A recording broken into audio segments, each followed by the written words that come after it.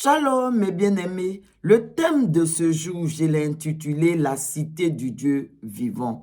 L'histoire biblique nous enseigne que lorsque David est devenu le roi d'Israël conformément à la promesse de l'Éternel, il est allé conquérir la ville de Jérusalem qui fait partie de son héritage en tant que descendant de la tribu de Juda pour en faire la capitale de son royaume.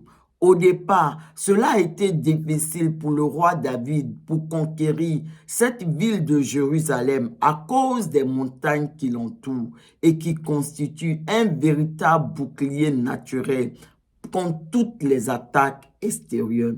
Mais finalement, le roi David a pu s'emparer de la partie la mieux protégée de la ville, la forteresse de Sion, qui a été rebaptisée la cité de David, car c'est là que le roi David habitait. Il y a bâti son palais, d'autres maisons, et avant la construction du temple de l'Éternel par son fils le roi Salomon, le roi David a dressé également dans la cité de David une tente pour l'arche de l'alliance. Ainsi, le roi David a accompli la volonté de Dieu, conformément au témoignage que Dieu lui-même a fait de lui en disant « J'ai trouvé l'homme selon mon cœur qui accomplira toutes mes volontés. » Le roi David a également reproduit le modèle céleste, car cette cité de David était l'ombre à venir de la Jérusalem céleste, de la cité du Dieu vivant. En d'autres mots, la cité de David était là pour annoncer ce que Dieu voulait faire, à savoir se bâtir une cité au milieu de son peuple. Amen. Et cette annonce, avant David, le Moïse et le peuple d'Israël l'avaient également fait. Souvenez-vous du peuple d'Israël dans le désert, lorsqu'ils se sont approchés de la montagne de Sion. Moïse leur a expliqué qu'ils ne se sont pas approchés d'une simple montagne, mais de la montagne de l'Éternel, de la Jérusalem céleste, de la cité du Dieu vivant. Et plus tard, le prophète Élie nous enseigne également que pour atteindre la montagne de l'Éternel, la cité du Dieu vivant, nous devons avant tout traverser et affronter des vents violents, le feu, les tremblements de terre, bref, des épreuves de toutes sortes, et être trouvé ferme et debout en Jésus-Christ plutôt, après avoir tout surmonté. Amen. Alors, comment comprendre pour nous aujourd'hui dans la nouvelle alliance toutes ces choses? Écoutez mes bien-aimés, la Bible nous dit clairement que dans la nouvelle alliance, la Jérusalem céleste, la cité du Dieu vivant sont visibles sur la terre au travers de nos vies.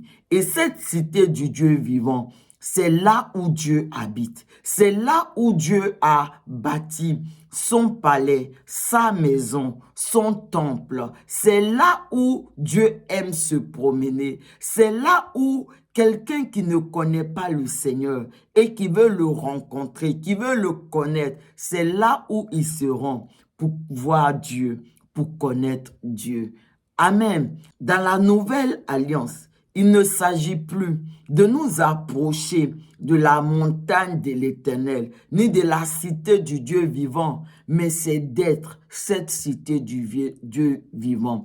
En effet, dans la nouvelle alliance, la cité du Dieu vivant, c'est toi, c'est moi, c'est nous, c'est chaque croyant qui a reçu Jésus dans son cœur comme son Seigneur et son Sauveur personnel et qui applique son cœur tous les jours de sa vie à obéir à Dieu et qui tient ferme et debout après avoir surmonté toutes sortes d'épreuves qui se sont dressées sur son chemin. De la même façon, les montagnes entourent Jérusalem Ainsi, l'Éternel nous entoure, de sorte que cette cité du Dieu vivant que nous sommes, sa cité, soit une forteresse imprenable où aucun ennemi ne pourra entrer pour détruire nos vies. Souvenez-vous, pendant tout le règne du roi David et du roi Salomon,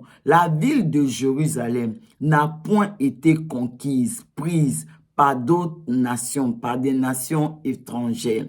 Seulement, malheureusement, à la fin de son règne, le roi Salomon s'est détourné de Dieu.